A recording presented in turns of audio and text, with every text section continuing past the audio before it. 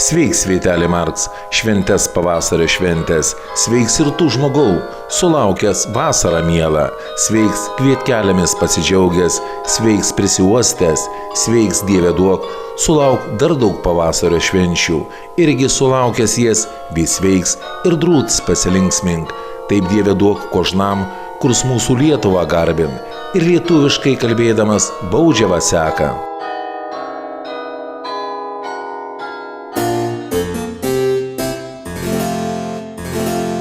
Laikas nesukuria genijų, jie iškyla kiekviename laikmetyje. Lietuvių tautai buvo lemta savo kalbos genijaus sulaukti tik 18 šimtmetyje. Kristijonas Donelaitis mums tapo reikšmingas kaip grožinės literatūros pradininkas. Ideologinių priespaudų metais buvo svarbus kaip lietuviškosios tapatybės atrama, kalbos gyvybingumo liudijimas. Ar šiandien Donelaitis tebėra mums svarbus, kaip kažkada buvo svarbus būrui lietuvininkui? Kas tie žmonės, kurie mums išsaugojo poeto palikimą. Bene pirmojų reikėtų minėti Karaliaučiaus universiteto teologijos profesorių Liudviką Rėzą. Jis buvo kabinetinis mokslininkas, bet jisai rašė daug laiškų, siuntė juos laiškus ir jis sulaukdavo atsakymų. Aš neabejoju, kad gauti laišką iš Karaliaučiaus universiteto dėstytojus, dar iš karto nebuvo teologijos profesorius, buvo kunigui garbė tikriausiai, arba mokytojui, arba kokiam nors valdininkui ir atsakydavo jam. Ir jis sulaukė laiškų su užrašyta tautosaka, su lietuvių liaudies dainomis. Kai kurių rankraščių yra Karaliaučiuje, jisai žino. Ir manau, kad 807 metais, kaip aš suprantu, iš to, kad jis pradeda jau rinkti tokią medžiagą laiškais, jis gauna žinią apie Donelaičio palikimą. Jam parašo kunigas Jordanas iš pietinių Mažos Lietuvos kampo, kunigas, kuris pažinojo, nors ir jaunas dar būdamas kunigas, turėjo pažinti Donelaitį ir svarbiausia, jam našlė buvo atidavusi Donelaičio rankraščius. Čia nėra labai taip tiksliai užfiksuota, kokiamis ir kaip aplinkybėmis, bet Rėza iš esmės pasako, iš kur gauta yra rankraščių. Problema buvo ta dar, kad originalas rankraščiai buvo išlikę ne visi. Pasirodė, kad metų dalies rankraščių nėra, kad jie dingo per tos karus su Napoleonu. Bet laimiai kitas kunigas, susižavėjęs Donelaičiu, persirašė.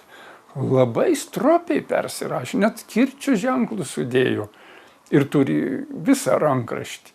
Ir tokiu būdu iš pusės originalų, iš stropiai. Mata, pusė originalų, lyginant su nuorašu, gali pasakyti, kad buvo labai nurašyta kvalifikuotai, stropiai visas Donelaitis.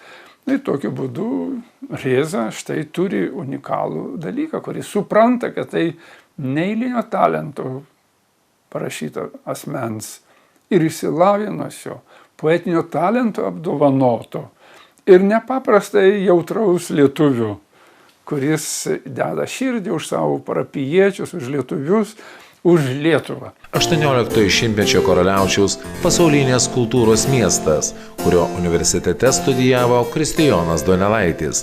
Čia skamba barokinė muzika, renkasi intelektualų rateliai, leidžiami mokslo leidiniai, veikia lietuvių kalbos seminaras, kurį lankė ir pats poetas, kuo reikšminga Donelaičio kūryba pasaulio kontekste. Malonu pasakyti, kad Donelaitis pasauliniam kontekste atrodo puikiai. Jisai, tarkim, jo pasakeičios. Jos atrodo puikiai 18 amžiaus pasakėčių fone. Mūsų Donelaitis yra ir tradiciškas, ir pakankamai modernus, kas ir buvo būdinga 18 amžiaus pasakėčiai. Dabar metai. Pirmiausia tema. Tai šita tema nebuvo nauja 18 amžiui. Čia rašė įvairių tautų poetai metų laikų, arba bent jau kokio nors vieno laiko aprašymo temomis. Bet Donelaitis sugebėjo labai originaliai ir labai savarankiškai šitą dalyką pateikti, šitą medžiagą pateikti. Na, pavyzdžiui, štai koks nors Lakštingalos epizodas. Lakštingala pavasario toks atributas tarsi tradicinis ir jinai yra ir Sanglambero les saison, tai būtų 4 metų laikai. Ir Donelaičio tikriausia pažįstamo vokiečių poeto, jie kartu studijavo Karaliaučiaus universitete, Kleisto poemoje Pavasaris. Bet anie poetai mato visai ką kitą. Pavyzdžiui, Sanglamberas sako, kad Lakštingala jam, poetui, giedojo ir štai jis klausė, ten jis aprašo aukštesnius, žemesnius tonus ir visas kadencijas ir pagaliau jis klausė tada, kai jau tos giesmės nebebuvo, kai buvo nutilusi ir panašiai ir panašiai. Kleistas labai trumpai pasako, kad Lakštingala gieda meilės kančias. O mūsų Donelaičio Lakštingala, jinai yra būrė. Jinai paprastas jos maistas, vabalai ten ir taip toliau. Ir ji apsirengusi kaip būrė. Jinai yra arti šalia poeto. Jinai yra visiškai to paties lygmens pasaulio, kaip ir tas žmogus, kaip ir poetas, kaip ir būrai. Ir štai tas artumas Donelaičio visam tam, ką jis vaizduoja, tai yra išskirtinė tokia jo poezijos ypatybė ir tuo skiriasi nuo amžininkų. Amžininkai vertino Donelaitį pastorių, mokslo vyrą, galintį pagaminti fortepijoną ar nušlifuoti lęšį, talentingą sodininką, kurio sodas išsiskyrė veislių turtingumu. Būtent apie sodininką, bet ne apie poetą vietiniai Tolminkiemio valstiečiai prisiminė, ieškantiems poeto atminimo praėjus 10-mečiams nuo poeto mirties. Donelaičio palikimas, rankraščiai pirmieji kūrybos leidimai patyrė laiko išbandymus, kartu susideginta rytprūsių istorija. Po Antrojo pasaulinio karo pražudytos krašto kultūros likučius skubiai rinko Lietuvos inteligentai. Istorikas Povilas Pakarklis buvo vienas iš tų, kurie rūpinosi senosios lietuviškos knygos ir rankraščių paieškomis ir išgelbėjimu Rytų Prūsijoje bei Klaipėdos krašte. Paieškų grupė apsilankiusi Laukstyčių pilyje, buvusioje už 345 km nuo Karaliaučiaus, surado Kristijono Donelaičio metų rankraštį, nemažai senovinių spaudinių lietuvių kalba. Gūdžiausių sovietmečių lietuvių inteligentai visais įmanomais būdais siekė išsaugoti Donelaičio atminimą. Kas tie, kurie pasiūlė, kad Donelaitį dar prieš 50 metų, kada jau buvo 250 metų sukaktis, kad įtrauktų į UNESCO atžymėtinų asmenų sąrašą, dar giliam sovietmetyje. Kas tie iniciatoriai?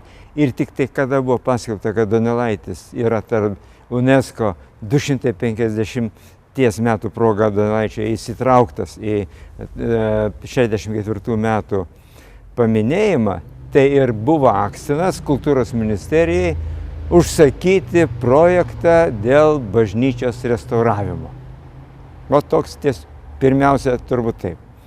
Nu, o tada mano žiniomis, turbūt dar 1962-63 metais kultūros ministerija užsakė tuometinį mokslinį restauracinį gamybinį dirbtuvį paruošti Donelaičio bažnyčios restauravimo ir jo gimtosios vietos Lazdynėliuose įamžinimo projektą. Ir tai ruošė žinomas architektas restauratorius, veteranas, dėja jau amžinatilsį, Sigitas Lasavickas. Būtent jo projektas ir buvo bažnyčios atstatymo ir Lazdynėliuose gimtinės vietos pažymėjimas. Ir toks projektas, turbūt taip, buvo iki 1964 metų, kada vyko 250-osios Donelaičio metinės. Ir tai datai tik buvo, kad tas projektas ir buvo pastatytas paminklinis akmuo, atžymint dviem kalbom lietuvių rusų, kad Donelaičiui 250 metų ir tokia data. Bet tas akmens pastatymas buvo dalyvaujant pirmiesiems oficialiems ir tuometinės sovietinės Lietuvos ir Kaliningrado srities vadovams. Ir tada buvo politinis susitarimas, kad verta restauruoti ir atstatyti šitą pastatą, pritaikant jį būsimą muziejui. Tai buvo Žalia gatvė. Bažnyčia karo metais nenukentėjo, o 47-50 metų laikotarpyje pastatas buvo niokojamas, nuardytas stogas, čerpės ir iš tikrųjų 60 metais žiūrint į pastatą, tai buvo tik tai, kaip pasakyti, bažnyčios liekanos. Jokio stogo, jokio bokšto, sienos apgriuvusios, kadangi tai tiesiog buvo, kaip pasakyti, objektas, kaip ateistinės propagandos aspektų, su traktorių pagalba, daryti griovimai, o kas gali degti, tai buvo sudeginta kaip kūras. Taip kad praktiškai 64 metais pastačius tą paminklinį akmenį 250-osioms Donelaičio metinėms, tai buvo apgriuvusio pastato vaizdas.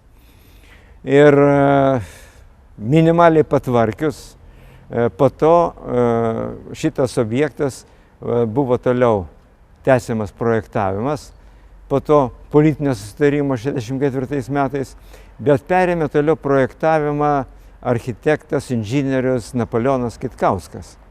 Jisai patobulino, patikslino Lasavicko projektą.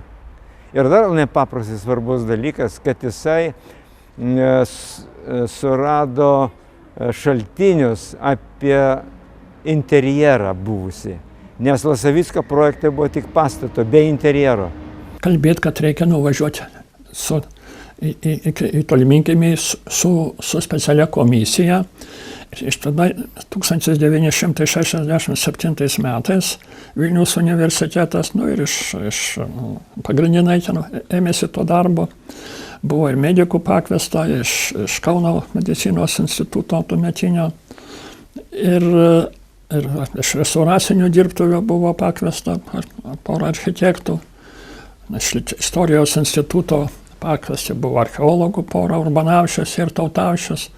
Ir buvo sudaryta komisija 67 metų vasarą. Tenai nuvažiavo, jaunimo studentų nusivežė ir ten išvalė griuvenas iš bažnytėlės. Liekanų nustatė maždaug, kokie ten stulpai, kur stovėjo ir ką, ir paskui daugiau į altorinės dalies pusę jau pardė grindys, kurios ten buvo dar, jau ten griuvenų buvo užgriuvę. Tai ardė grindis ir paieškojo palaidojimų, kurgi Kristijonas Donelaitis galėtų būti palaidotas. Ir jie visiškai atrinko, ten maždaug išryškino apie 25 palaidojimus.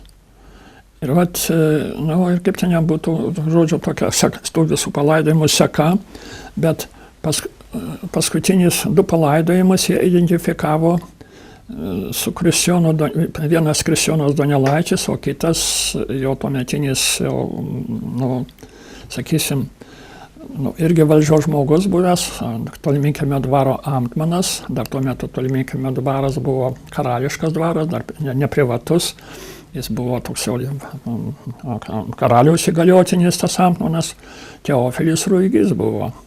Tai Donelaitis mirė 1780 vasario 18, o Teofilis Ruigys mirė už kelių savaičių. O dokumentai rodė,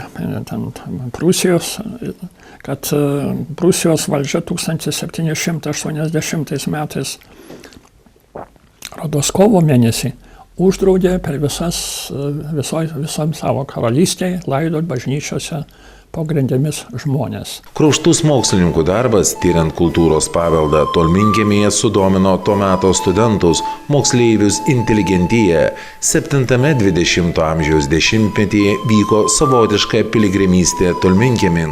Garbės reikalu buvo savo talentu ar tik fizinė jėga prisidėti tvarkant lietuviško žodžio tėviškę. Didžiulį darbą atliko istorikai, architektai, stengdamiesi atkurti suniokotos šventovės detalės. Pastudijavus kai kurios šaltinius, kurie 19 amžiaus pabaigoje, 20 pradžioje, ta paminklosauginiės struktūros Prūsijoje buvo neblogai susiformavusios. Ir tada susirinkau papildomos medžiagos ir tada padarėme projektą jau tokį. Ir ateina 71 metai, pagal tą projektą, ten reikėjo paderinti, su Kaliningrade paderinti, visą kitą. Statybininkai jau 1971 metais pradėjo atstatinėti. Bet tuo metu išėjo Vokietijoje knyga. Vienas vokiečių istorikas, Walteris Hubačas, profesorius, daug kartų garbės daktaras iš Bonos universiteto. Jis parašė evangeliškų bažnyčių Rytų Prūsijoje istoriją. Ir ten kaip kartas irgi apie Tolminkiemį, nedaug, bet buvo ir paskui nuotrauka iš išorės, kaip atrodo, nors mes nuotraukų neturėjom. Ar tokio nuojautą darėm tą atkūrimą. Na ir tada šitą pavyko, vis tik tai parašėm laišką. Iš pradžių tai leidyklai, kuri tą knygą išleido, paskui jau ta leidykla davė to profesoriaus adresą ir jis mums padėjo, profesorius Hubačas nurodė keletą nuotraukų, kaip interjeras turėtų atrodyti. Ir va tas visa sukaupta medžiaga atsiuntė nuotraukas. Mes dar tuo metu jau statybininkai dirbo, bet dar šiek tiek projektą, dar šiek tiek patikslinom. Ir va visi galų gale tas atstatymo darbai vyko, ne taip greit vyko. Pradėtas 1971, o pačia bažnyčia statytas 78 metais, o 79 vyko atidarimas. Bet vis tik tai jau tiek medžiagos surinkom, kad interjeras ir net ir išorė, ir interjeras ypatingai pavyko atkurti faktiškai toks, koks buvo. O toks, koks buvo, kodėl labai norėjome atkurti tokį, koks buvo. Ogi todėl, kad šitą bažnyčią 1756 metais pastatė Kristijono Donelaičio priežiūroje, rūpesčių ir dalį, trečdalį visų lėšų bažnyčios atstatymui pati parapija, pats Tolminkiemio parapija davė. Pats Donelaitis pašventino kertinį akmenį, jis rūpinosi ten visom detalėm, visai kitais dalykais ir va toj bažnyčioje jisai sakydavo pamokslus, skaitydavo tikintiesiems šventą raštą, o liuteronų tikėjime tai švento rašto skaitimas yra prioritėtinis. Tai visą šitą susirinkdavo jo ten būrai. Taigi visa šita aplinka norėjosi kaip kartas, kad jis atkurta tą aplinką, tą dvasią, kuri toj bažnyčioje buvo. Tas pavyko. Atvažiuoja dabar jau po atgimimo, Tarybų sąjungoje, ten buvo jau taip didelis reiškinys. Buvo paskui jau nuo 1991 metų buvo galima jau ir vokiečiams, kurie pabėgę čia karo metais pasitraukę, atvažiuoti. Atvažiuoja jie čia jau suaugę, žinoma, žmonės, kurie dar vaikai buvo, kurie ten išbėgo, bet jau atsiminė tenai, jie buvo konfirmuoti, ten krikštyti, ten to bažnyčio. Atvažiuoja ir man yra sakė, aš turiu ir laiškus, sako, tai ką jūs čia statėt, sako, kad viskas tas pats. Tai mums toks ir pagirimas kartu. Buvo susitarimas su Kaliningrado valdžia, kad Kaliningradas imsis atstatyti bažnyčią, bet Lietuva pastato būtent Tolminkiemį, kuris vadinasi Čistėje prūdai, kur nieko bendro neturi, iš tikrųjų tas pavadinimas su Tolminkiemiu, kad pastatys kultūros centrą. Lietuva suprojektavo kultūros centrą, kultūros namus, galima sakyti, su biblioteka, bet jokių pastangų iš Kaliningrado toliau nebuvo ir tada buvo imtasi be jokių vyriausybės paskirtų lėšų, o tiesiog iš Lietuvos, sovietinės Lietuvos paminklų restauravimų skirtų lėšų, po truputį nuimat nuo Trakų, Kauno, Biržų pilies, sudarytas atitinkama lėšų kaip kiekis ir pavesta Kauno restauratoriams vykdyti atstatymo darbus. Ir taip ir buvo atstatyta. Bet buvo pagalvota, kad jeigu Kaliningradui perduos bus šitas pastatas, tai jie neskaitys, kad tai vertybė, nes jie nei vieno rublio nedavė tam pastatui. Tai tada buvo toks pasiūlymas, kad interjere esančius suolus ir šviestuvus turi jie nupirkti. Oficialiai raktu priimti, kad tai yra saugoma. Tai šitokį aktą pasirašymą teko dalyvauti. Ir teko pirmą kartą man gyvenime Granionai Stakan, Kaliningrade, patvirtinant tą faktą, kad jie perima pastatą, apmokėję šviestuvus ir suolus. O dėl suolų tai dar tokia detalė. Suolai buvo su metaliniam detalėm pritvirtinti prie grindų, kad jokių būdų nebūtų galvojama apie šokio organizavimą, o kad tai būtų tikrai kaip maldos namuose yra ir gali tik būti naudojama koncertams, kultūriniai veiklai ir taip toliau. Ir gerai, paskiau sprendimas buvo, kad tuometinis Respublikinis literatūros muziejus, kuris Kaune, dabar Maironio vardo, kad rengtų ekspoziciją. Ir kartu čia dalyvavo ir literatūros muziejus, ir Lietuvos dailės muziejus. Jų pastangomis buvo įrengta memorialinė Donelaičio ekspozicija. Žemė ta pati, medžiai tie patys, bet per šimtmečius pasikeitė pasaulis, žmonių bendravimas, buitis ir kalba. Liko raštai, mokslininkų tyrinėjimai. Kiek tinka mums, mūsų šiandieniniai gyvensenai, prieš 300 mečius skambėję pamokymai, moralės nuostatos. Ar poetas lieka svarbus šiandieninėje skubioje laiko tėkmėje, kada neturime laiko apsidairyti, pažvelgti į akis šalia esančiam žmogui. Donelaitis tikriausiai yra visoks.